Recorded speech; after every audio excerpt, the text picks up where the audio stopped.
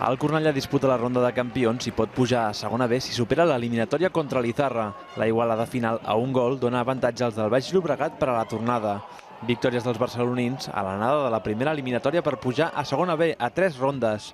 La muntanyesa s'imposava a Paterna en un inici fulgurant del de Manolo González. Gol anul·lat a Ferran Mèlic, gol que pujava al marcador d'Àlex Pobes i 0-2 de Nils Puigades a la mitja hora de joc. A la represa, el gol de Tello per als valencians ha ajustat les coses, però a casa els de Nou Barris buscaran consolidar el pas. L'Europa tenia factor camp en contra i ha aprofitat l'anada per aconseguir un bon resultat al Nou Sardenya. Javi Sánchez provava el gol del cap de setmana des del mig del camp.